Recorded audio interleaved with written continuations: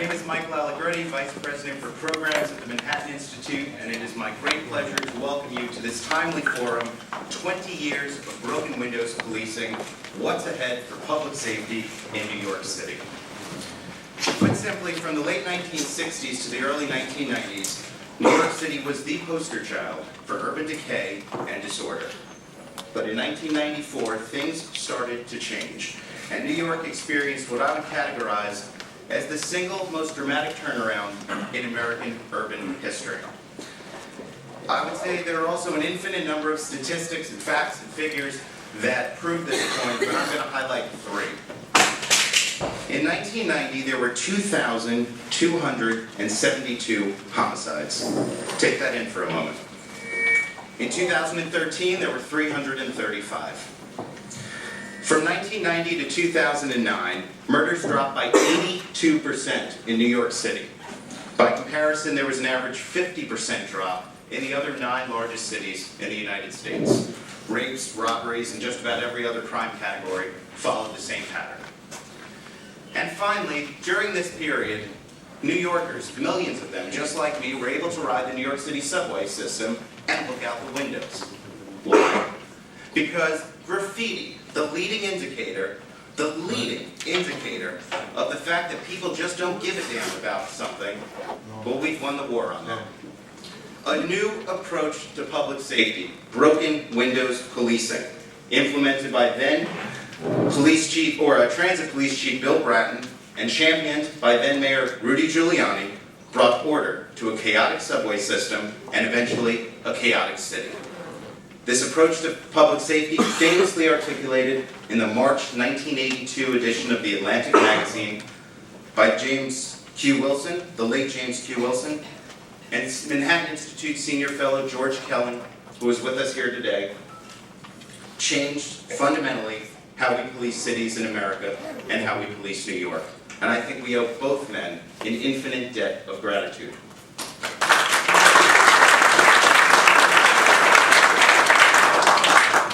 And I wanted to point to George, but ever humble George said he's sitting in the back. He's so far away I can't find him. There he is. Thank you, George. But today the merits of broken windows are under fire. And we see the theory being popularized as a sort of catch-all phrase or a theme to help make the case, I believe, for undermining this fundamental shift in the way New York polices, from being reactive to crimes to proactive against criminals. After all, as George has reminded me, do we really want police solving the crime that's just taken place or preventing the next one? Today's discussion will be a lively one, and I'm sure we'll touch on many points from stop, question, and frisk to the balance between civil liberties and public safety, crime rate fluctuations, and everything in between. And to lead this forum and this all-star panel, we're very pleased to welcome Errol Lewis, anchor of New York One's much-watched politics program, Inside City Hall.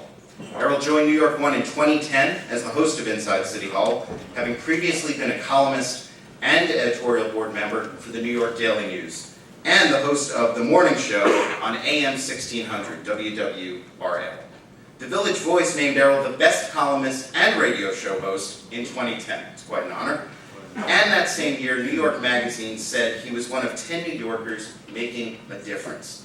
Errol has had a very good education background, a BA in government from Harvard, an MA in poli-sci from Yale, and to top it off, a JD from Brooklyn Law.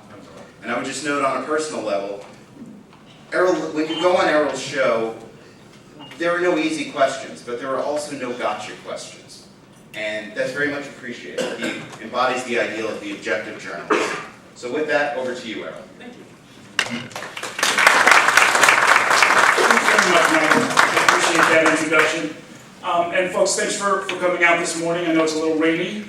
We're gonna go right up until about 10 o'clock, and we've got a great panel. We're gonna get into, as Michael said, sort of the merits and the meaning of broken windows. They've become a topic of hot debate, and in some quarters, they've been conflated with stop, question, frisk, a policy that was under great scrutiny, including court scrutiny, over the last year or two. At the same time, there's been a vocal movement challenging what is usually called mass incarceration, the imposition of long sentences on a large group of people, especially young men of color, with severe collateral consequences that follow for those men, their families, and their communities, even long after their sentence is served. So this is an opportunity for us to do what I think the Manhattan Institute does best, which is bring together people of goodwill who know something about the city and love this place, and in this case, maybe stop and catch our breath a little bit and talk about what we know and what we may not know about broken windows policing. Also explore how and why the city seems to be changing, or perhaps reorganizing, or perhaps even unraveling what had been a robust public consensus on how to keep the city safe. The men up here don't need much of an introduction, but I'm going to give a short introduction to each of them, and I'm going to ask each of them after the introductions to talk for maybe about 3 minutes about kind of where we are right now in this conversation. And then we'll have a broader talk about where things are heading, and certainly in the last 20 minutes or so you'll be invited to join that conversation. So, William Bratton, of course, is the 42nd Commissioner of the New York Police Department. It's the second time he's held that position. As Commissioner in 1994 and 1995, he led the development of CompStat, the internationally acclaimed command accountability system that's now used by police departments nationwide. It, of course, achieved the largest crime declines in New York City history. He also served as Los Angeles Police Chief, which for New Yorkers may not mean a lot, but from 2002 to 2009, he brought crime in that city to historic lows as well. Cy Vance is the District Attorney of Manhattan. He was elected in 2009, re-elected in 2013, and has created new units within the DA's office. His predecessor, of course, had been there for a long time. Cy Vance's renovation and changes in that office include new bureaus and/or initiatives that target identity theft, cybercrime, white-collar fraud, hate crimes, terrorism, domestic violence, human trafficking, and violent and gang-related crimes. Sitting next to him is Richard Aborn, the president of the Citizens Crime Commission, a nonpartisan organization that works to make criminal justice and public safety policies and practices more effective. They are innovative, they do research, they do a lot of education. Before that, Richard Aborn was president of Handgun Control, Inc., now called the Brady Campaign, which is the leading gun control advocacy organization in the U.S. He was one of the principal strategists behind the passage of the landmark Brady Bill and legislation that bans assault weapons and large capacity clips. Michael Benjamin, last but not least, is a newspaper columnist and public affairs consultant. He's got more than 25 years experience in government and social services. Many of you know him because from 2003 through 2010, he represented the 79th Assembly District in the Bronx, which includes the neighborhoods of Morrisania, Crotona Park East, and East Tremont. So gentlemen, thank you for joining us this morning. Why don't we just, we'll go right down the line, and I'll ask you to keep it to 3 minutes each, and then we'll get into a broader discussion. Tell us where you think we are right now. We've had a couple of marches, we've got a new Inspector General, we've got a lot of conversation around broken windows and why it needs a reevaluation. Why do you think that's happening? Do you think it's warranted? We'll get opening comments, starting with you, Commissioner. And thank you to the Manhattan Institute for providing this forum to discuss a very critical issue of policing incivility, broken windows policing, as it's more commonly referred to. Make no mistake about it, that policing incivility is the linchpin of effective policing. It was the linchpin in the 90s in the subway system turnaround, linchpin in 94, the beginning of the turnaround in the city streets, and I would argue a linchpin in the turnaround of American policing, beginning also in 1994-95. And it will continue to be, and I emphasize that, it will continue to be the platform upon which we will build the continuing evolution of policing here in New York. It is essential to effective policing in this city in America. Many of you have heard me speak before, have heard me start my conversation with the idea that we are privileged to live in the most successful democracy in the history of the world. And central to that democracy is the promise and the commitment of public safety. Everything else that we are promised in our Constitution, our Bill of Rights, builds on the platform first that we must have public safety. We must have agreed upon civility in our society. And we, the police, are the ones that are expected to control behavior to such an extent it conforms to the norms that society has established for itself through its laws, through its procedures, through its protocols. So Robert Peel, my personal hero, if you will, articulated policing at its best in the 1820s, the creation of Metropolitan Police. His 9 principles are every bit as relevant today as they were then, even more relevant. And the essential component of his philosophy, which is the essential component of my philosophy, is that the basic mission for which the police exist is to prevent, and I emphasize prevent, crime and disorder, and I emphasize disorder, the bases of our discussion this morning. Civility and incivility, which constitutes disorder. And it's how we, the police, go about doing that that is essential to mission. And we need to do it constitutionally, not break law and enforce it. We need to do it consistently, not do it differently in poor neighborhoods and rich neighborhoods. We need to do it respectfully. And so I am committed to that, have been committed to it. It works, and it will continue to work in this city going forward. And so I welcome the debate because there is a raging debate underway. Those forces that attack, stop, question, and frisk and misconstrued it to the public in terms of its importance to policing are now hard at work seeking to have a similar victory against quality of life or incivility, policing civility. And I intend to fight that very aggressively. Stop, question, and frisk is essential to policing. Doing a lot less of it and doing it maybe more effectively in the sense that crime is continuing to go down and will continue to go down. But we cannot police effectively without stop, question, and frisk, and we certainly cannot police at all without the ability to enforce quality of life infractions or incivility. Good morning. Michael, thank you for having us here and Manhattan Institute for inviting us and to my panelists. It is a real pleasure to be with you today, and Errol, thank you for moderating this. I, as the Manhattan DA, believe Bill Bratton has laid out the questions as I would have. I believe this is a remarkable time in our city's history. I can speak for Manhattan. The decline in our violent crimes has been extraordinary over the last 4 years.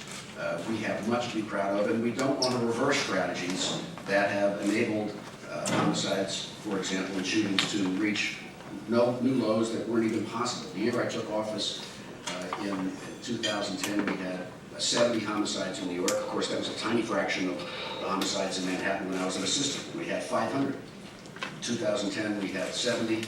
Year to date, we have about 29. Last year, we had 39. So, we're all New Yorkers. Those numbers speak to extraordinarily effective crime fighting by the police department, by our office, and I think the magic ingredient is really the community's participation and expectations.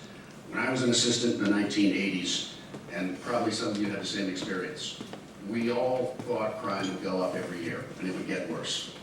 And in those years, it did.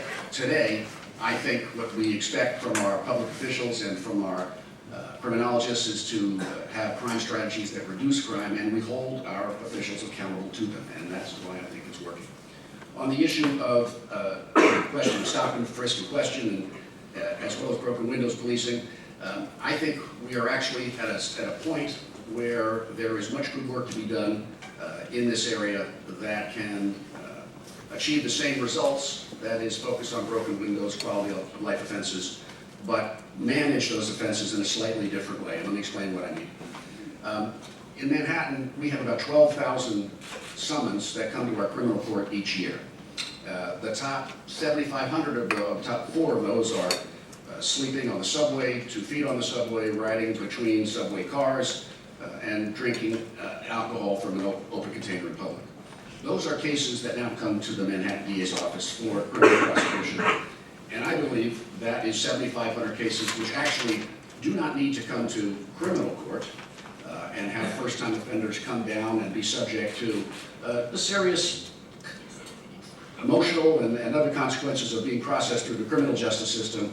But those offenses can be enforced with civil summons by the police and be sent to civil court, to summons part, where individuals who are violating the law, who are breaking minor offenses, still have to face consequences, but not consequences in criminal court. The byproduct, just purely selfishly, is I'll be able to move 12,500 minor cases out of my docket and have my assistants concentrate in misdemeanor cases on serious domestic violence, serious assault, and more broadly have assistants for other efforts toward violent crime and serious white-collar crime. So I think there's an answer that accommodates both the concerns of those who say minor offenses are being over-criminalized. I think we can manage that without criminalizing them. And by the way, if someone is picked up for a quality of life offense and he or she has a warrant for homicide or happens to have a gun on them, those are individuals who are going to be arrested and processed and should be arrested and processed and taken downtown. The success for all this, as I look forward, is really dependent upon community participation and buy-in. Groups like Rich Aborn's think tank is Citizens Crime Commission, their support, the community support, police department support, and I believe I will have the support on this. And I think what you'll see is effective enforcement without over-criminalization of minor offenses. And at the end of the day, I think that's a win for all of us. So this is going to seem somewhat choreographed, because I want to pick up on this theme that Cy has begun to discuss, because I think it's a very important theme. I think in some ways we are really asking ourselves, we New Yorkers, are asking ourselves the wrong question about quality of life enforcement. I really don't believe the question is, do communities, any community, not want quality of life enforcement? Do they want kids loitering? Do they want people drinking on the street? Do they want graffiti? Do they want damage to property? Of course they don't. They want enforcement of that for all the reasons Commissioner Bratton talked about. People are entitled to a certain quality of life in every single neighborhood in our town. I think the objection you're hearing about, and I think this is what Cy is getting at, is what happens to people when we're arrested. And I think we do have to reimagine some of those arrests. You know, one of the great things about doing public policy work in New York City, and not in Washington, is that in New York City, people really welcome ideas and they welcome experimentation. The whole New York miracle that Commissioner Bratton led and continues to lead in driving down crime was brought about by innovation. And we could have some real innovation in this area. In fact, I think we could turn this whole issue on its head and actually start to embrace the community and actually involve the community in the criminal justice apparatus. How do you do that? Some of the ways you do that is what Cy is talking about, decriminalizing some of these events, transferring them into a civil form. Another way to do it would be you could take some of these offenses that directly impact neighborhoods, and you could, without much work, set up community-based panels that would hear these offenses. Let people go in front of their neighbors. Let neighbors tell these kids, we don't want you throwing rocks. We don't want you drawing on our walls. We don't want you stopping people as they go home. It's a much more powerful message when your neighbors tell you that than when some frankly faceless judge on a raised dais says to you in 3 seconds, conditional discharge, next case. When that happens, when you have those instant moments in criminal court, that only fails to make an impression on the defendant, but it probably makes a negative impression. The impression is, you go to court, it's no big deal. When Cy and I ran for DA, one of the things that Cy pointed out, and he was quite right, was that the criminal courts were overloaded and backlogged, and cases were taking too long and getting too close stripped. It was too short in there. That hurt two aspects. One, there's a fundamental right to swift justice. We all know that concept. But it also diminishes respect for the rule of law when a case goes to court and nothing happens. So let's start thinking about imaginative ways to get those cases out of the courts. Let's think about ways of not having as many arrests, but using alternatives. And let's think about ways of getting the community involved in this process. That's a win-win for everybody. Well, in the State Assembly, I was more of a self-styled law and order Democrat for a particular reason.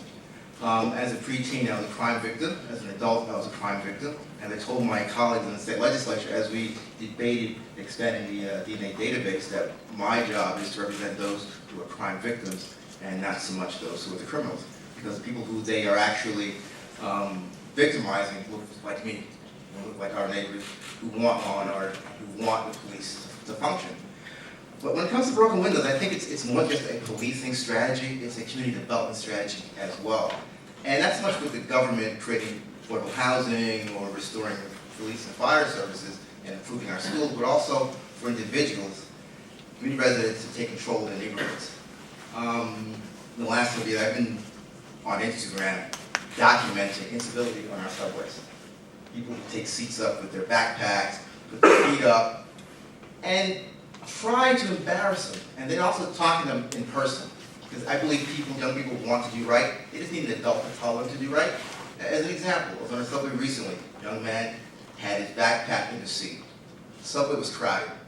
I looked down at him and said, "Do you mind moving that?" And I turned to him next and asked if he wanted to sit. And oddly enough, another man, tipped his hat at me. Why? You could have done the same thing. It begins with us. We're the ones who are responsible to make sure windows don't get broken, and if they do, we prevent other windows from being broken. And I think we don't need to make it entirely a police function to do that, but just for people to step up in their roles and take some responsibility for themselves and their neighborhoods and their neighbors. And as Richard said, a young person wants to hear from somebody who's a peer, not necessarily from a police officer who may look alien to him or her. Another thing I want to eventually point out to Commissioner Bratton, I was at the Jamaica Station a couple of years ago. A young man was walking through the subway, walking through the cars. He was ticketed by the police. The train wasn't moving. I asked the officer later, "Why did you ticket him?" Well, he said it's a safety issue. Well, for a young man who was sitting there on a bench crying because he was getting a summons for walking through a subway car that wasn't moving. So there was no threat to his safety. And for me, when I was a young person, I constantly walked through subways that were moving. And I actually, my friends and I would actually stand between cars during the ride and watch the world go by. I would not want to be ticketed as a young person, but I understood the necessity for safety. But what we need to look at is that we don't necessarily need to make sure the police are entirely the ones who are enforcing civility, that are enforcing the small violations. As individuals and as residents of our neighborhoods, we need to make sure we ourselves are taking part of that role and not turning it over to the police department, and not making sure young people find some way of also, becoming much more responsible, hearing from their peers, from their neighbors, to make themselves much more responsible. And hopefully in this discussion, we can talk more about that. Okay, very good. I'm going to, aim some questions at one or more of you, but that doesn't mean that the rest of you shouldn't just jump in. We'll just make it a conversation. So, Commissioner, we've heard, and one of the things we've learned over the years is that hard sort of quantitative measurements are essential, both internally for the police to do their work, but also for the public to kind of understand that certain kinds of crimes are coming down and how all of it works. I'm wondering, though, that whether or not, when you have citizen dissatisfaction, how do you measure that? What are numbers that jump out at you? I mean, I know you get around to police council meetings and you're well linked to the community. You have a lot of different feelers out in the community. But what are some hard numbers that, if presented to you, would make you say, "Oh, we've got an issue here"? Well, interestingly enough, we've just begun a process. We recently did a survey of almost 15,000 New Yorkers, probably the most extensive survey ever conducted by the police department on attitude. So we went into every one of the 77 precincts. We did it with cross references by race, by age, by gender. And so we now have a capability to fairly quickly go into a neighborhood, block by block, neighborhood by neighborhood, demographic by demographic, and gauge how we're doing. And that's essential going forward as we re-engineer the department, as we come out with our plan of action for next year, to measure in different communities throughout the city, because this is a very diverse city. What people are concerned with over in Brooklyn is very different than what we might be concerned with here in the middle of Manhattan. And police need to understand that our policies, procedures, and practices having an impact other than what we intend. And so we are in a position in policing, much the same as we've improved our ability to measure where crime has been happening. Now we're in a position where we can actually predict where it's going to happen. And that's another revolution that's going to quickly take hold over the next several years around the issue of information. There's an old policing adage, you can expect what you inspect. And in the 1990s, we began inspecting crime. We began inspecting quality of life offenses measurement. And that was the essential revolution that occurred in the 1990s.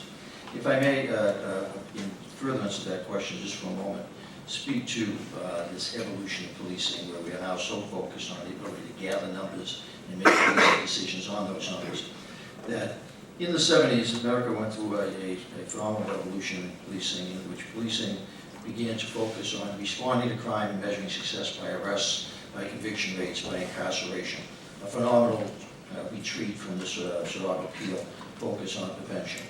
We also, at the same time, de-policed American streets, and no city felt that more than New York.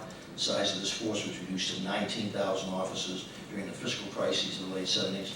So there really were not police on the streets, and what police there were ineffectively doing was responding to crime that already occurred, and totally abandoned the other half of the suburban-Pelian and the democratic policing principle of dealing with crime and disorder and the focus of preventing it. So we made two phenomenal mistakes in this country, and New York City was the poster example of it. And so by the late 1980s, we saw the results. This crowd, which like most of you probably living here in the late 1980s, you remember what a hellhole this place was with those horrific crime rates. And it was a combination of reacting to crime after the fact, and it was a combination of not doing anything about the so-called incivilities or broken windows. We got it right in the 90s, we continue to get it right. And we'll continue to get it right in that community policing that came into effect in the 1990s emphasized partnership. And in partnership, you work with the community as to what do they want you to address. Right now, we understand what communities want because they call 911, they call 311, and what do they call about? We track this intimately. They call about incivilities. They call about crime, but there's a lot less of that. So we respond to that demand, and we map that intimately and accurately. But where we are now improving our abilities is we'll now be able to go in after the fact and gauge, how are we doing? In Koch's famous line, how am I doing?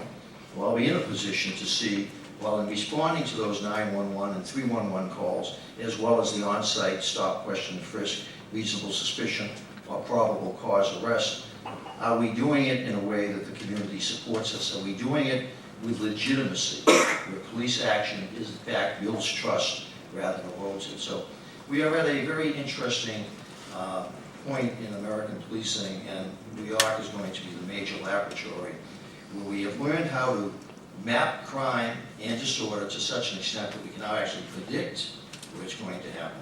And with the technologies we're acquiring, we can put that down to the lowest level of cop on the beat. But we also are in a position to intimately trap and map public opinion about how we want. Same question, sir. Well, I would, to follow up on the commissioner's point, we are at a very powerful point, I believe now, with technology and with greater experience and ability to utilize innovation in technology to be more effective. I think that the commissioner addressing the importance of prevention as a crime-fighting strategy is no less important for the DA's office.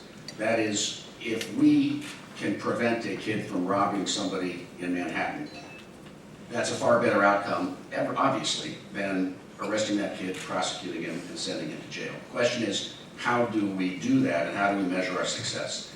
In our office, I think we do it in two ways. First, the DA's office today is no longer a reactive institution. Typically, I think prosecutors' offices respond to police arrests, they manage the case, they try it, they move on to the next one. But I think that is missing a huge opportunity for prosecutors to be more involved in targeting who is driving crime in every neighborhood and making sure that the individuals that are driving crime are taken off the streets and the gangs dismantled. And that's really been the focus of our first 4 years in Manhattan DA's office, working very closely with Ray Kelly and now Bill. It's enabled us, for example, to use technology in ways we never have before. We started a crime strategies unit within our office. It's an intelligence unit within the Manhattan DA's office.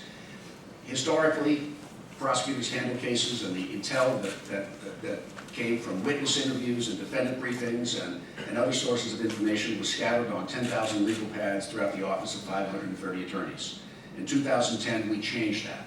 We created a unit where we have senior prosecutors moving into essentially an intelligence unit, gathering information, working directly with the police commanders in 5 zones of Manhattan, with the community and lawyers in our office, making sure that as we wanted to know who was in the gang in the East River houses that was causing the crime, how do we identify them, how do we build a case against them, and be very, very proactive. That's a combination of greater technological ability.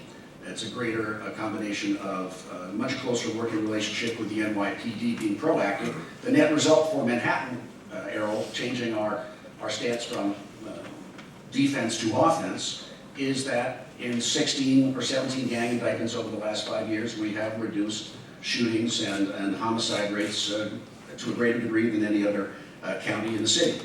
That's all using technology, partnership with the PD, and partnership with the community. I think there's also, in the next 30 seconds, a real opportunity for different kinds of crime fighting that I think matter both symbolically and I think effectively. In our office, we saw in Manhattan that in central Harlem in 2010, the police athletic league gym, sort of the center of youth engagement, was shuttered on Friday and Saturday nights because it didn't have money to keep the gym open. And that makes absolutely no sense whatsoever. So what we did was with the NYPD and with DEA, we opened that gym at the Police Athletic League on Saturday night. And who did we open it to? Boys and girls, 12 to 18 years old, Friday and Saturday nights, 5 to 9 p.m. The age group that is at risk for either being hurt or getting in trouble at those times and places. And we funded it with money that we obtained from drug dealers, drug forfeiture money.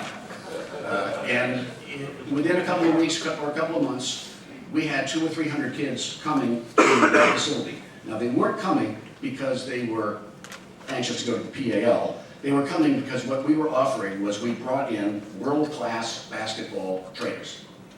Trainers that maybe some in this room could afford to hire for your kids who want to be college players or professional players. But they are the best of the best. And the kids in the neighborhood saw this and realized this was fantastic.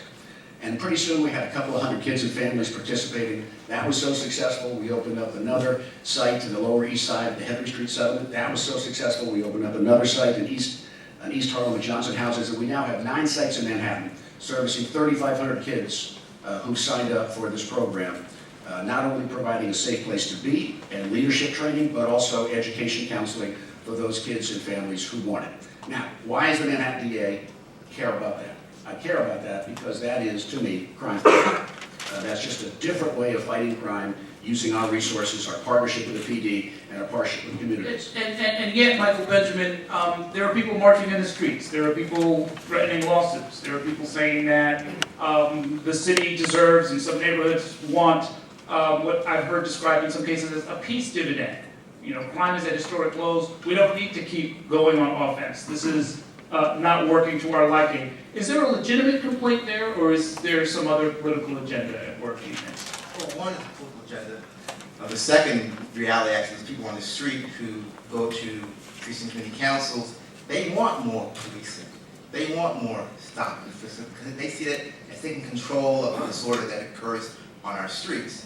So when you talk to them, it's different than when you talk to the activists. I remember as a legislator, I would be asked by parents, grandparents, they wanted more police patrols in their buildings, in their co-ops. I say to them, well, be sure that you really want this because when the police come, they can't tell your grandson from the guy from around the corner. So let's be certain this is what you really want. And that you're alerting your young people that this is what's going to happen and they have to abide by the law and proper order. And some of the stop and frisk may have been somewhat overboard, and my theory for that too is that when police officers were forced to do the 250s to document their stops. In the bureaucracy, once you start documenting something, you have paper. Your boss wants to see more paper as a sign of your productivity.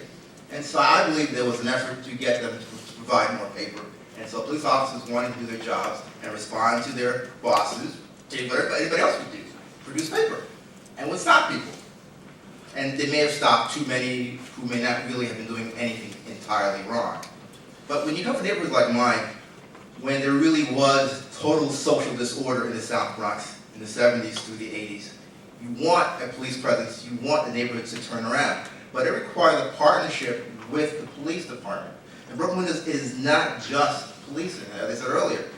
It's also an intelligence gathering opportunity for the police too, because the person you stop who's a fare beater, or the person you stop who's urinating in public, may also be a gang member, maybe a person who knows where guns are in the neighborhood, and that's not necessarily recorded in newspaper stories, how the police are able to get more intelligence when they're able to stop somebody in that manner. It's very hard to document. And so I support stop and frisk. I support, going after incivility, because you don't know who you're going to capture in that and get the intelligence you need to prevent a crime and to stop other crimes. And also part of Broken Windows too is also policing the internet, policing Facebook, because gangs and others write what they're going to do.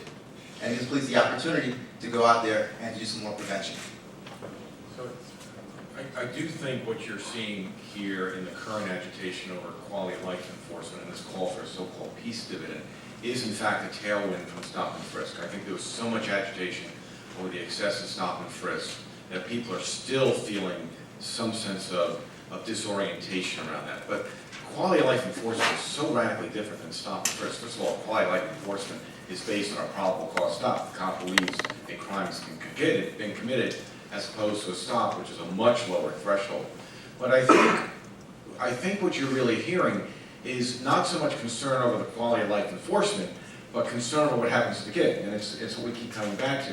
And I think eventually this conversation needs to meet in the middle. There's no doubt in my mind, but that there is a shift taking place, and it's a profound shift in this town, in our law enforcement strategies that are going from what's classically called suppression to prevention. We are looking to prevent in the first instance, and if that fails, then going to an arrest. We are also beginning to look more and more at alternatives to arrests and alternative dispositions. What the advocates are concerned about is not the quality, I believe, not the quality of life enforcement, but the ramifications on the individuals. So sure, when you're 17 and you get arrested for a low-level offense and you go to court and you get a criminal conviction, even if there's no sanction, that criminal conviction stays with you for a long time, in some cases life. And that is every time you apply for a loan, you apply to college, you apply for a job, that stays with you. How many of us would want to pay lifelong ramifications for something we did when we were 17 or 18? I'll bet not many of us. So I think the conversation has to meet in the middle over these prevention strategies. Let me speak to that. I mean, the tailwinds comment, because I think it's a very important point. The residue of the stop question frisk controversy is, I think, Richard's point, fueling by the same groups that were involved in that debate, fueling the focus on the policing of incivility or quality of life. And there are two different legal standards, reasonable suspicion versus probable cause. But there's also another distinction. Most stop, question, and frisk activity is activity observed by an officer in his presence. Quality of life or misdemeanor response type of arrest, the vast majority of that is initiated by a citizen calling 911. There's a group of kids in my hallway. Somebody smoking marijuana on my front step. There's a prostitute working her trade in my doorway. Or 311 types of complaints. And we changed 911 to now have the 311. Interestingly enough, quality of life calls. 911 is emergency crime in progress. 311 is quality of life calls. So the bulk of the activity that we're discussing here today is requested by community. Some of it is in fact officers making an observation that probable cause there was a crime being committed in my presence. So that distinction is very important to understand in this matter. Additionally, also building on Richard's comment about impact on people's lives, let's also keep in mind that this city and this state leads the country in reduction of incarceration. Rikers had almost 22,000 people in it in the middle of the 1990s. Average population now is about 11,000, over 45% average reduction. That's a lot of young minority men in particular who are not in Rikers, but are on the streets, in the subways, and the public housing buildings of the city. 25% reduction in the state prisons. Part of the impact of the upstate economy is the fact we're closing prisons up there. Why? Because we're no longer sending young minority men from the city to those prisons. So the peace dividend is in fact twofold. Tens of thousands of particularly minority young men in the city who are not in prison or going to prison. The peace dividend also is those tens of thousands of young minority men who are not dead, and the tens of thousands who would have killed them, who would have been occupying those prison cells. So let's not lose sight of the fact that there is in fact a phenomenal peace dividend throughout the city, but there are still pockets of the city, Brooklyn and the Bronx in particular, about 12 precincts out of 77, that are still experiencing significant crime problems and are still requesting police from 911 and 311 to come in and deal with quality of life problems. And we are in a position to focus more intently there. But when we do go in, and this is the point of this panel, we need to go into those communities in a way that we build legitimacy, that we are responding to community concerns, but responding to them in a way that the community can support us. That's where the issue of police brutality, that's where the issue of police indifference, even the issue of police language is so critical to change. And that's what we're focusing on, even as we're focusing on the prevention of crime. Changing the behavior of the few, because it is the behavior of the few, not the many. And to get this right, we need to focus on the few that are the criminals and the few in the police department that basically ruining the reputation of a much larger committed working force. You know, New York State, of the 10 largest states in the country, has the lowest population in prison. Something like 256 per 100,000. Texas has 500 something per 100,000. So it really is remarkable that we have achieved decline in crime statewide and in the city. At the same time, as the commissioner indicated, our state prison population has reduced. I think that's a testament to good work and good planning and good thinking from law enforcement and the communities. I would just like to marry both Bill's and Richard's points about how we can handle, with the right degree of seriousness, relatively minor offenders which need to be addressed if we're going to have effective policing and prosecution. We talked about, in the beginning, about moving non-criminal violations, which are coming to the DA's office, down to the summons part where I think some of us feel they belong.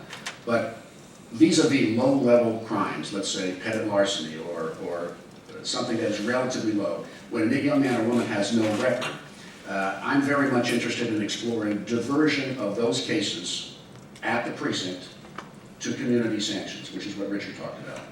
That is, an individual young man, first time may have committed some offense. He then gets, essentially he is given an opportunity within 6 months to stay out of trouble. If he stays out of trouble, then he never has to come to court in order to have his case processed. If he does get into trouble, then he does have to come down to court and his case is docketed and his original case then comes back into the system. But if it's working well, that individual who commits a low-level offense for the first time does community sanctions that matter to the community, whether it's street sweeping or it may be some form of education, but work in the community where he or she lives, does the sanction that the community wants done, and if that individual is successful and stays out of trouble, then I think it's appropriate for our office to send a letter to that individual saying, you don't have to come to court, your case is dismissed. I think this is a balance. What we're talking about now are people who are committing low-level offenses, very often for the first time.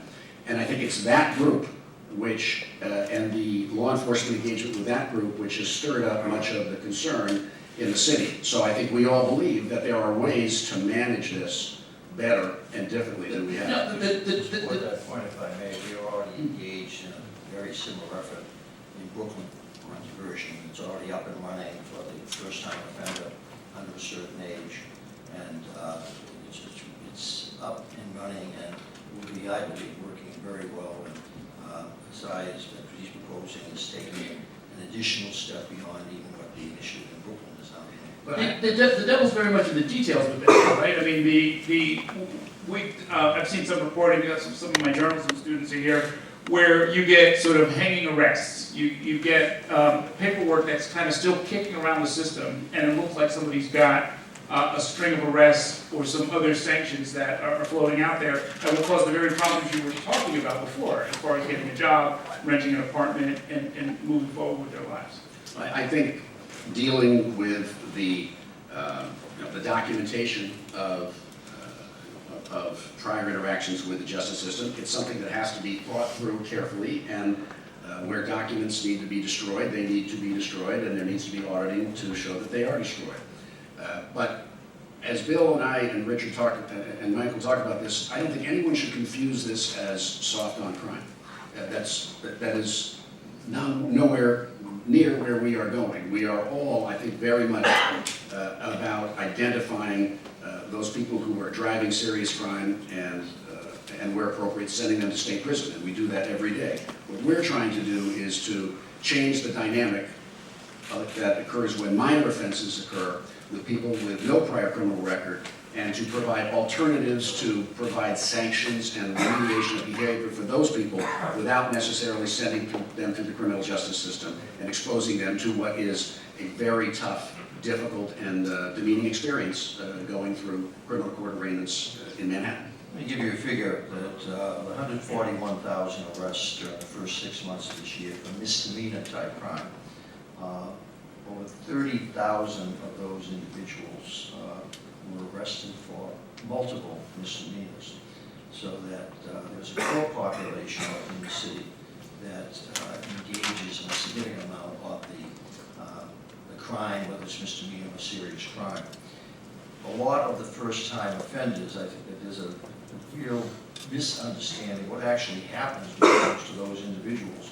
We do not go to jail. We're not sitting up in Rikers on the first. You have to work to get into Rikers. It's not easy to get in there, believe me. A lot of those first-time offenders, the cases continue after 6 months, sealed, in which case there's no access to it, so there's no criminal record, if you will, or it's adjourned, the legal term for adjourned with basically no action. So there was a real misunderstanding about this issue. But even with the numbers we're dealing with, we're still trying to find creative ways for that first or second time offender. It has to be a penalty for the action. Like raising a child, the only way you're going to change behavior is correct behavior. But to find a way that they don't have a life-threatening impact in terms of their life going forward, but we interrupt behavior at a point in time in their life where they go in a different direction. We control behavior to such an extent, we change it. And effectively, that's what we've done with serious crime. This year, there's 1,800 fewer people who would have committed murder 10 years ago. We changed their behavior. They're not committing murders at the same rate that they were back in 1993 or 1994. Because we use the police and police action. What we're now trying to do across the system is work together to find additional ways, as crime has become so much less, and even as misdemeanor crime has become so much less, to try and reduce it even further. Because the whole focus here is on the prevention and not measuring our success in the response. Yeah, and embedded in that notion is a very important factor that we really have to remember. If you look closely at the data, a lot of entry-level crimes, the violent crimes, are low-level, non-violent crimes.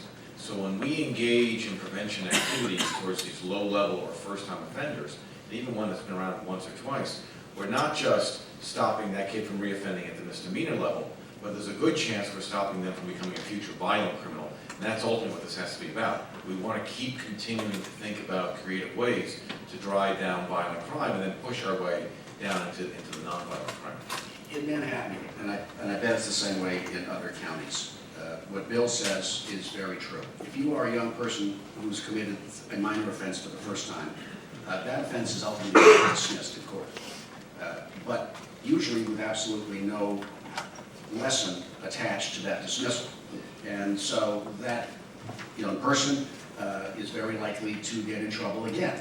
And the next time that person comes down to court, the sanction may be slightly elevated. Instead of a dismissal, it might be a disorderly conduct. But again, with no engagement with the young man or woman to deal with the problem that got them in the system in the first place. So then that individual will have a third arrest or forced arrest, and by the time they hit their fifth arrest, and they're in our criminal justice system, they've received virtually no attention to address the underlying problems that got them in the system, and they've had enough arrests so that when we look at the record, and the judge look at the record, we say, the kid's beyond redemption, he's been arrested 5 times. So for my money, the criminal court system, the lower system of courts, where misdemeanors are handled, where the overwhelming bulk of criminal justice is engaged in at the criminal court level, this is where our system does not put enough resources so that when the system interacts with a young man or woman, there is actually attention and follow-through that results in change in behavior. Instead, we keep the system, we fund the system enough to keep going, but ultimately kids end up graduating out of that system because it is largely ineffective to change their behavior, and they graduate to felonies at that time often with a long misdemeanor record, and they have failed themselves, and I think our system has failed them also. So Michael, what are you finding as you go out and try to nudge people in the direction of what Commissioner Bratton was talking about, the notion from Sir Robert Peel that the police are the community are the police, it's everyone's duty to maintain order, we just happen to pay some people to do it full-time, the rest of us have to do it part-time. I read your stuff, yes. Yeah, well, Professor Kelling's here, and I read his stuff too. So what are you finding out there? Because that's a sea change. I mean, one of the things that was going on right in the 70s and the 80s, and even into the 90s, was the notion that people would say, I'm going to mind my business, I'm going to put my kid in the bathtub and fight the gunshots, I'm going to kind of wall myself off, get myself to and from work in the store, and that's as far as it goes. Is that changing? It's changing somewhat, but it still does exist in some neighborhoods. I know when I've made my own pushback, I've gotten no pushback from a young person I've encountered. I think more adults do that, maybe less of that. And we're not doing a very good job of getting the message out about how do we get young people engaged and then get them to change their behavior, as Sai's been talking about. I mean, we know that we were able to reduce the number of people who are in state prisons because we've done alternatives to incarceration, and that's worked. The drug courts have worked. Now, how do we do something similar with the low-level incivility kind of crimes to make sure that gets out there? And the other part, for me as a former legislator, is then how do we fund it? How do we just make sure that our priority is to fund what Sai wants us to do and what they're doing in a small project in Brooklyn? That's where the rubber meets the road, and that's where we haven't been able to get that message out, and where the activists who are opposed to some of these things are not allowing us to have the room in the air to get this information out, to be able to change public perception, and to move the legislators and council members and the mayor into funding these sorts of activities that will have, and I guess the term is the peace dividend, to reduce the amount of cycling back through the system. I got a question for anybody here. As you know, there are a lot of compassionate and even liberal people in the city. And when they see somebody who's slumped over in this seat, taking up 2 seats, or otherwise crashed out and clearly not doing well, a lot of people would just say, look, there's 52,000 people, or whatever the number is today, in homeless shelters. There's a lot of poverty out there. They don't mean to be uncivil or to disrupt anybody's life. They're not dangerous criminals. They're just really kind of down and out, and they deserve some help other than law enforcement. What do you say to that? Actually, I can hop in right now on that issue, that we're engaged in a very large initiative with the city agencies, those dealing with the homeless in particular, where we're actually expanding the program as its initial success, where a significant number of my office has partnered up with social service agents from the homeless departments of the city, where we are actively out on the subway for those types of individuals whose behavior is just that, obviously homeless, or maybe not immediately apparently homeless, but upon investigation to encourage them out of the system, because subways are not for sleeping, they're not for living, they're not for a lot of the activities that people try to engage in. The snake charmer that was in one of the papers this morning, for example, that idiot, I don't know what he was thinking. But the idea that we are effectively looking for different ways to deal with the incivility that the public wants us to do something about. And so we don't have to resort to a summons or resort to an arrest. We also have to keep in mind that the officers oftentimes who work in that environment day in and day out, what appears to be the idea of issuing a summons, for example, that officer may have encountered that individual a number of times and done the usual eject, wake them up and move them along. And so the escalation of discretion, we're trying another term, form of discretion, working with these social service agencies to get them into an environment where they can be helped. A fellow that's been so much in some of the tabloids, the squeegee test, 295 arrests. I can't tell you the amount of time and effort we, the police, but also other city agencies are trying to do with that character. And he is totally resistant to any form of assistance. He likes living on the street, and he likes doing what he's doing. So but we're continuing to wrestle with, can we find an alternative way to deal with that individual? Because the traditional tools that we have, arrest being the last resort, are not working. And it ties up my people, so a significant amount of time, ties up his people. And so we're trying to be as creative as we can. So Sorry. I would say one issue that this question addresses is mental health. We have a huge percentage of people in our criminal justice system, both in Rikers and state prison, who are suffering from mental health issues, some serious, some psychotic. And what we, I think, are going to be doing a better job with, in partnership with the police and others, is to try to identify those people who are suffering from mental health, who are committing crimes, but who are committing them because of a mental condition that needs attention, not necessarily 2 nights in jail. And to try to support the real needs of those individuals so they will not reoffend. There was an editorial in the Daily News a few years ago about a case that I think really brought this home. It was a case out of our office where we had an individual who had been in and out of our system a dozen times, and each time he kept getting arrested within a week, and the judge would send him to jail for 30 days. The last time he got out, he went to LaGuardia Airport. He strapped himself up with what looked to be explosives, and he wandered into the concourse of LaGuardia Airport, and of course, the police officers went to code red. Everyone drew their revolvers or their guns, and it was a situation where this person very easily could have precipitated his own death and the death of others. And what the Daily News called for, and what I believe is appropriate also, is we need to find, and we can find, strategies that will help the repeat offenders who have mental illness address the underlying illness in a way that reduces the risk of reoffending and hurting not only themselves and others. That's so weird that if I design, maybe as many stories with some of the people that are in fact dealing with significant mental issues. And the individual I just spoke about, the squeegee test, is one of those that what's driving him is certainly mental rather than criminal intent, mental issues. So, Earl, your question and this dialogue, the sign bill, captures what I think is the second big transformation that's beginning to take place in New York. The first being there's so much more emphasis on prevention. The second is to reframe your question. You're asking, who owns the crime problem? Whose responsibility is the crime problem? And historically, that answer has been the police and the prosecutors, and to some extent the courts. Increasingly, we're beginning to answer that question. It's the police, it's the prosecutors, it's the mental health officials, and I believe we need to start expanding that question even wider. I talk a lot about silo busting.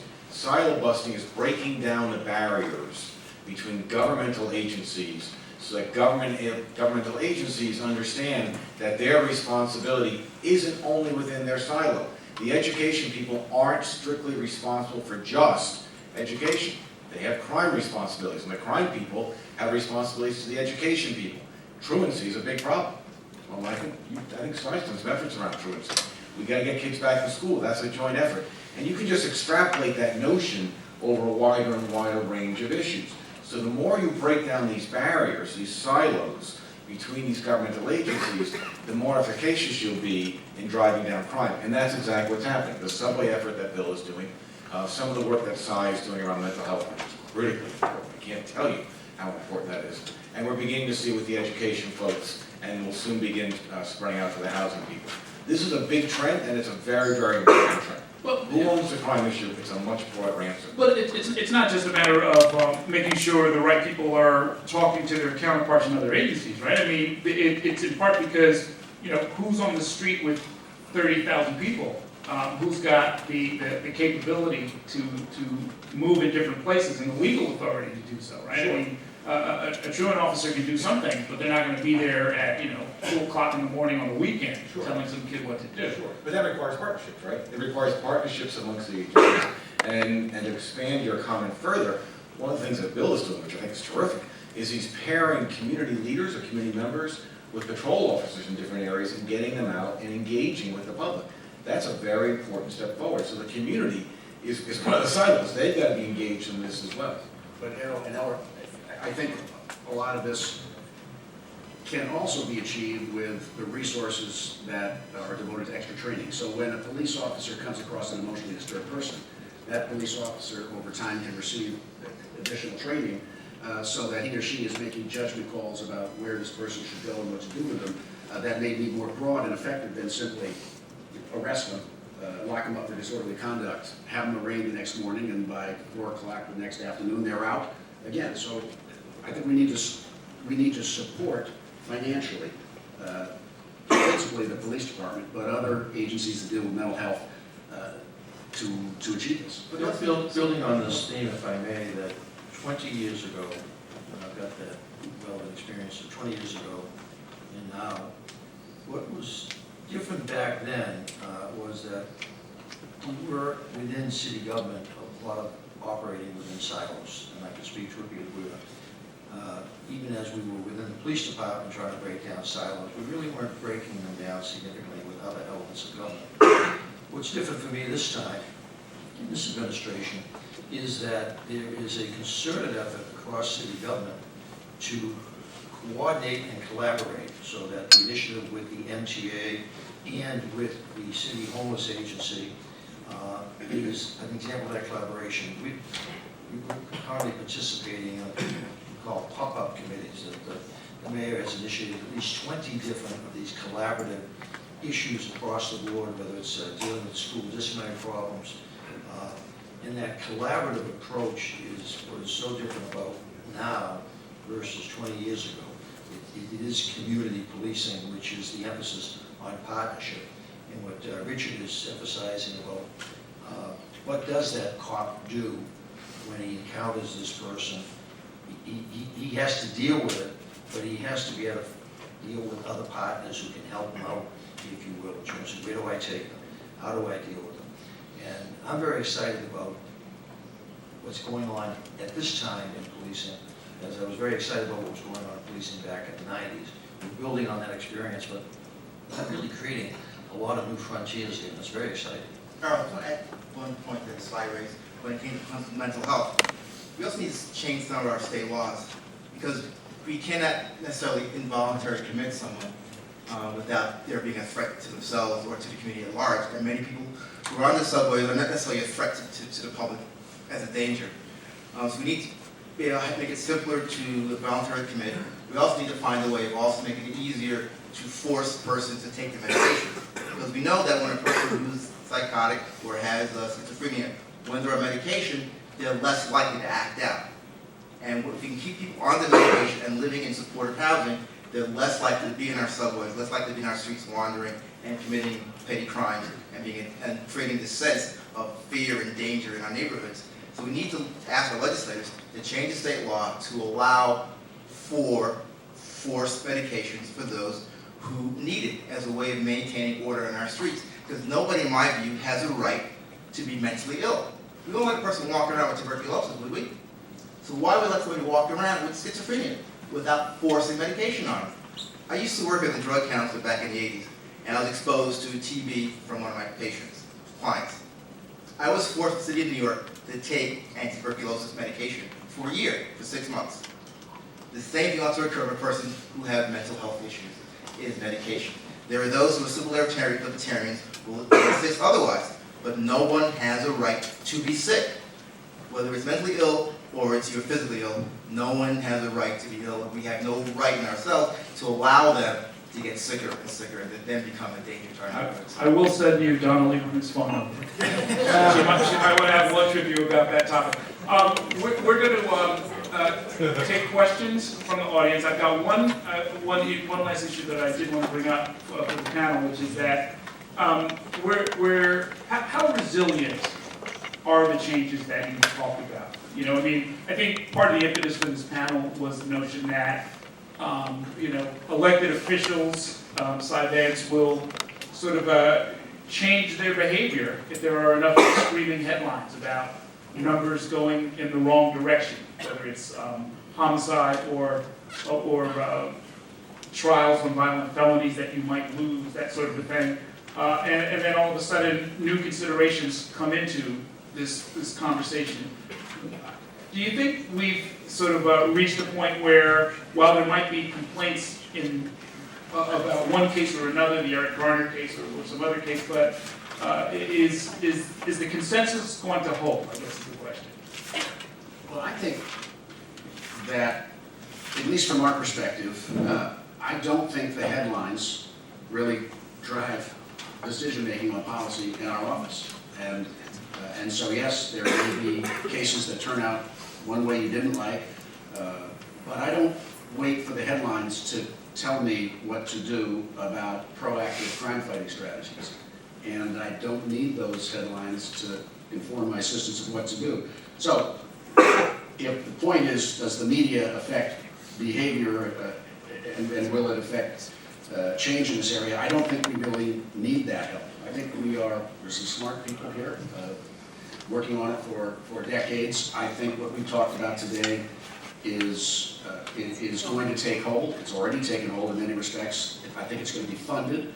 I think we're going to have Bill's collaboration driving our work together. And so, Errol, I think what we talked about today is the future. And I do think it's going to hold. But embedded in your question is I think, this question, which is, I think the changes in methodology around policing are here to stay, and I think they're here to stay because of two things. The leadership that was in the department when Bill was there the first time, and now again has done something which I think is a hallmark of leadership, which is that the changes don't just last as long as the leader is there. They become institutionalized. But the other reason they're staying and now spreading throughout the country and throughout the world, frankly, is because they're effective. People no longer doubt that the changes that Bill has brought about are effective. I think we need to be asking ourselves the same questions about this new frontier, which is this prevention frontier.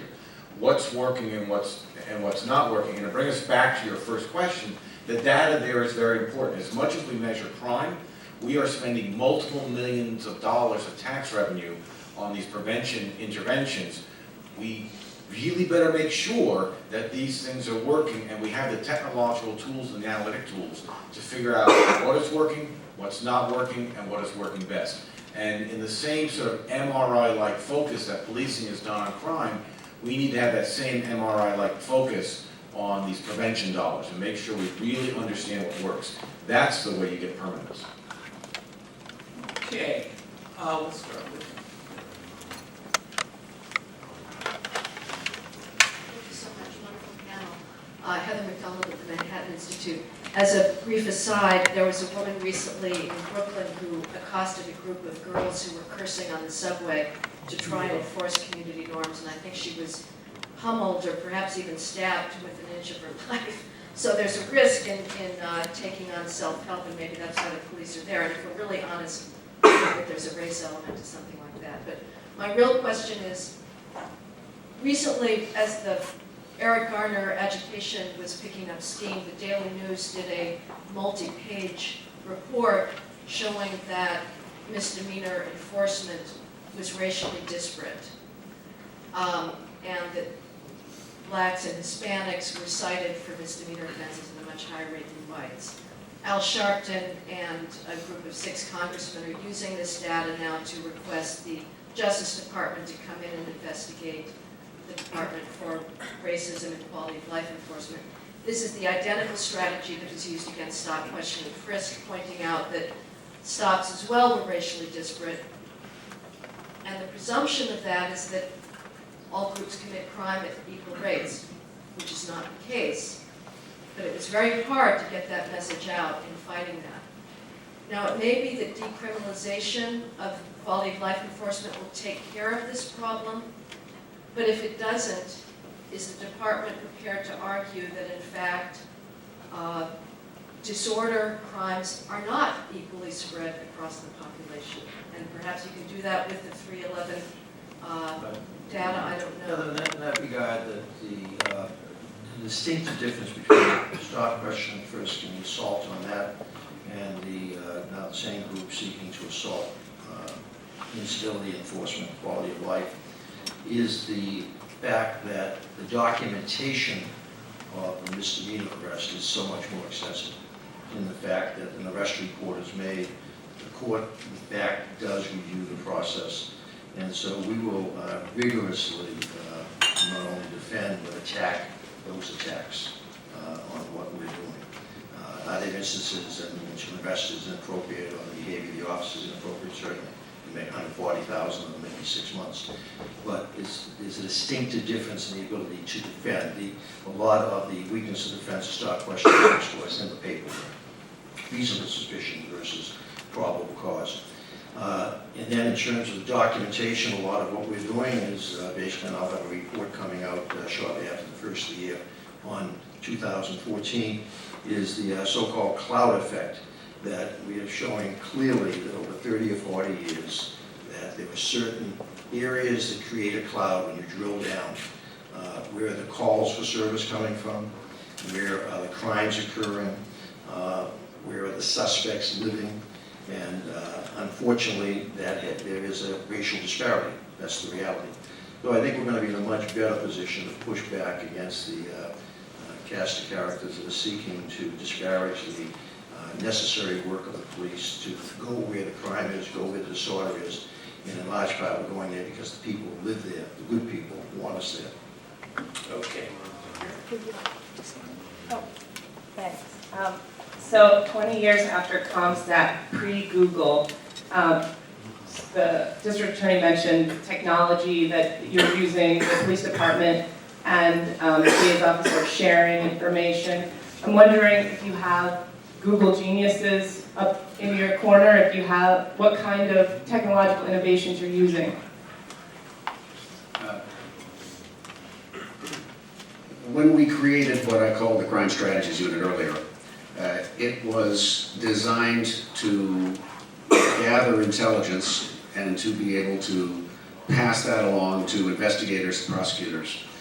Some of the things that we did to that is Google-like is we actually created a Google alert.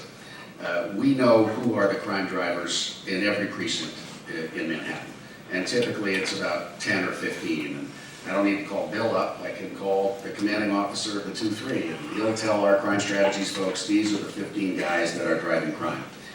And so over the course of 4 years, we are now quite familiar who these folks are. Whenever one of them gets picked up, whether it's for a minor offense or a major offense, it goes into the system, we get a Google alert. And the assistant, the crime strategy unit says, okay, John Smith just got picked up, but it's for misdemeanor possession of a gravity knife. Well, in today's office, we care less about what the crime is than who the person is. So that if you have a crime driver who is a active danger to the community and that person gets picked up on a misdemeanor, that case deserves attention. But that case in the world of 100,000 misdemeanors a year in our office typically might get lost between the cracks. So a simple thing like a Google alert enables us now to get the information about who this person really is in the hands of a young assistant in the middle of the night, writing the case up in the complaint room so that when they go before the judge for arraignment, our office actually has a dossier, who this person is, why this person is significant, and why, even if it's a misdemeanor possession of a weapon case, bail is appropriate and the case should be treated seriously. And it also enables us to charge aggressively where it's lawful, so that if we have someone that is in the system that is a significant crime driver, it may be that a robbery charge can be sustained as opposed to a petty larceny charge. So technology in that very simple way is enabling us, I think, to do exactly what everyone would want, which is when the guys who are really causing trouble come in the system, we need to know where they are, who they are, what they're charged with, and how we can work with the NYPD to make sure that we enforce those cases as tough as possible. May I expand on that, if I may? Back in '94, the late great Jack Maple, one of the innovations that we brought in as part of the ComStat system was, no matter what offense you were arrested for, we asked you about other offenses that you might not have been involved in, but you had information about. The policy was called Just Ask. Everybody was asked, even after Miranda, for their crime.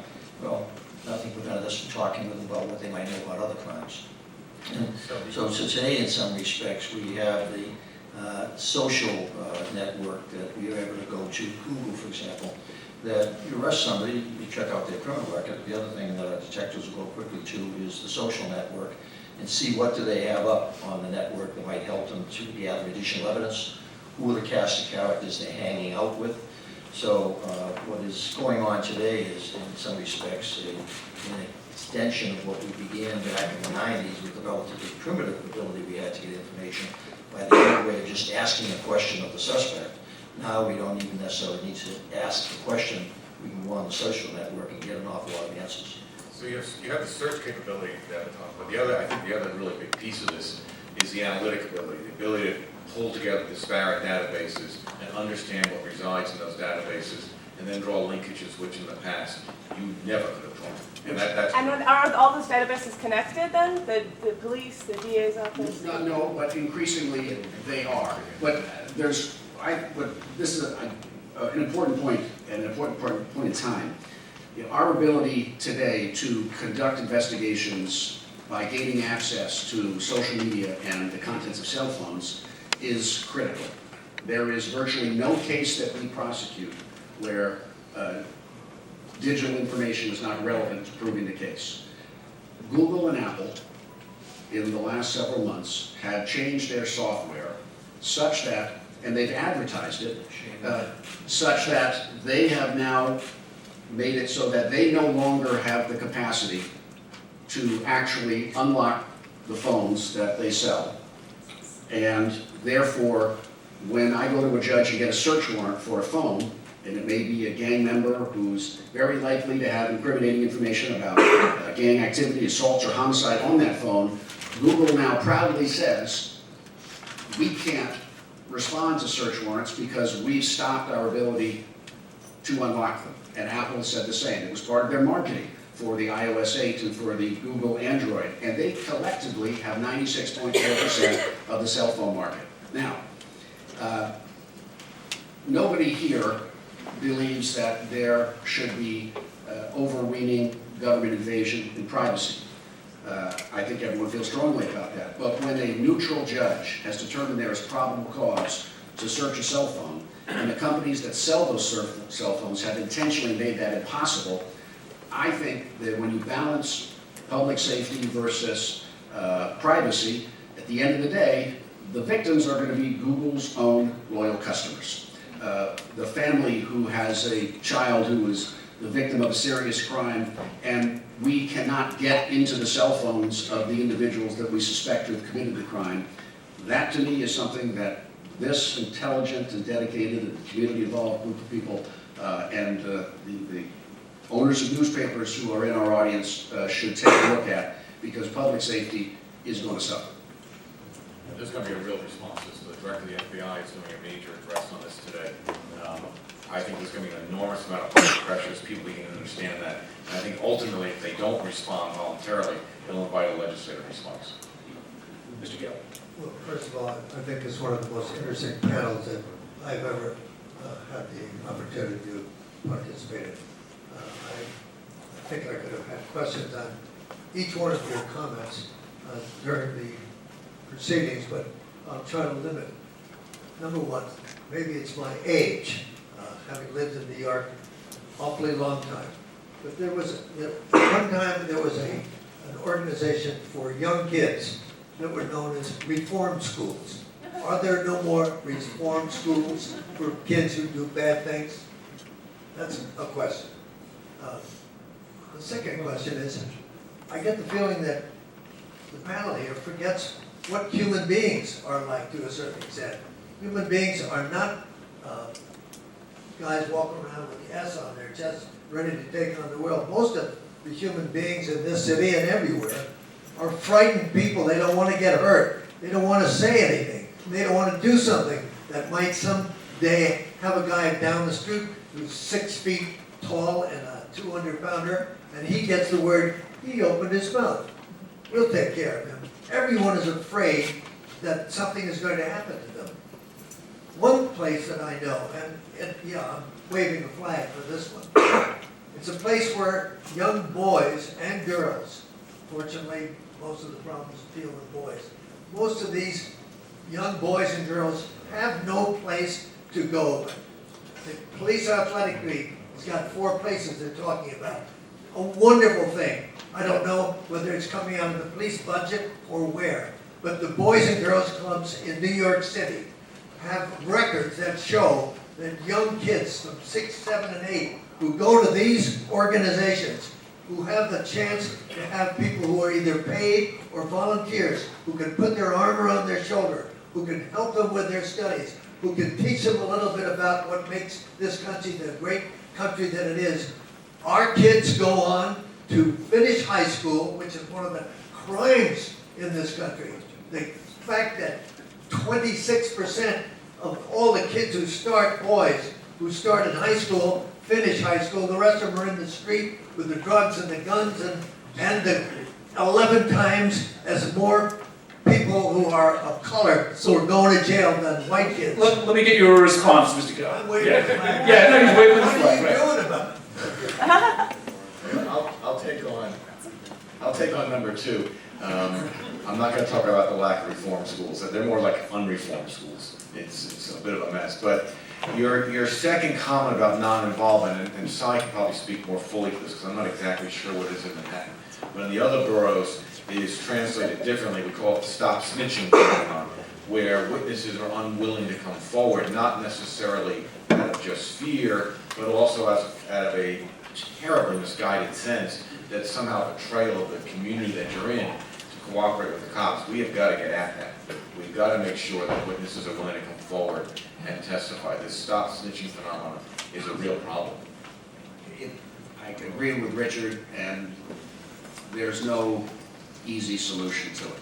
I wish there was. But ultimately, I think by effectively doing a strong enforcement against gangs, guns, and violent crews, combined with community engagement and involvement for the young kids in those neighborhoods, I think we can make headway. But there is today, as Richard says, a culture where you are at risk if you come forward to police or you testify for the prosecution. And that is a sad reality that affects our ability to prosecute cases to the degree that we want to. So can I just can I do 13 seconds on this? Yes, man. I was not going to talk about this today because I may not be the right place, but let me just inject this. A lot of what we're talking about here goes to building police and government legitimacy. Government legitimacy is critical to the functioning of any society. It is the foundation upon which respect for the rule of law is built. As we continue to have this conversation, one of the things that I think is going to happen, which will be Southwark, is you're going to be reaching out to the communities in ways that we've never done before and in ways that the community is going to embrace. That's going to bring the community and the cops together in a way that's not happened before. I think that will begin to erode some of these phenomena that we're seeing out there. And I also think as legitimacy goes up, respect for the rule of law goes up, and that obviously has a salutary effect across any society. Okay, we're getting to one more. This gentleman here. Yeah, I'm wondering what you're talking about, sort of treating low-level misdemeanors through a civil system, not taking the criminal. Would that apply to public display of marijuana, which I believe holds a 3-month sentence, and according to the Marijuana Arrest Research Project, there were 80 arrests per day in the first 4 months of 2014 for marijuana, public display of marijuana. If that's directed to me, I'll have you answer. I believe that low-level possession of marijuana should be not a misdemeanor, but it should be a violation.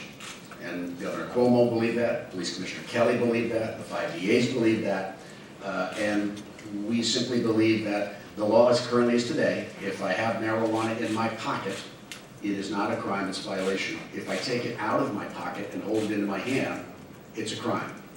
That is a distinction without a difference as far as we think, and I think we all believe that making it a violation, a non-criminal offense at low-level possession is sensible. It is going to address some of the issues with regard to who was arrested for those offenses, overwhelmingly young men and women of color, and enable us to devote resources to more serious crimes.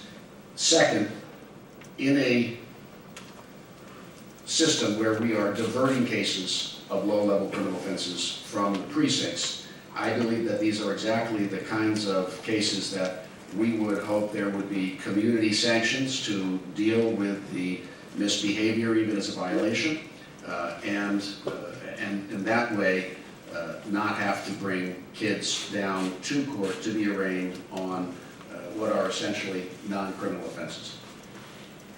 Okay, they're telling me, yeah, can we sneak in one more? There's a gentleman over here. Yes, sir.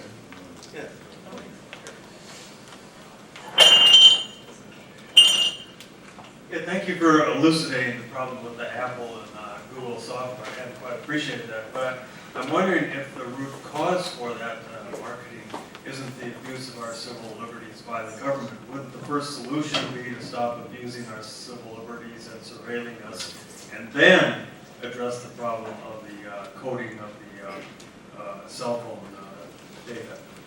Well, from my perspective, I don't fully know what the federal government has got from whom, and I'm not even sure the federal government knows what it's got from whom. But clearly, there is a powerful reaction to what is perceived to be spying by the federal government without adequate legal protections. I think the federal government has to answer to that. What happened, how they're changing, and the way it should be. I do not believe that because that is a problem, that prosecutors and police officers all over the country, this is where the rubber meets the road. The cases involving the child who might be found murdered with a cell phone nearby, our inability, whether it's in California, New York, or another state, to be able to get into that phone, if it's an unlicensed phone, and to gather evidence, I think when a case like that comes up, there is going to be a human cry about how is it possible that you've created an item consciously to prevent Bill Bratton from trying to investigate who committed a serious crime. So the federal government has got Congress and the Senate to monitor their behavior, but I don't believe that our needs in local law enforcement, big cities, small cities, should have to suffer making cases and protecting the public because of errors by others in the realm of spying. Okay, we are at 10 o'clock on the nose. Please join me in thanking our panel for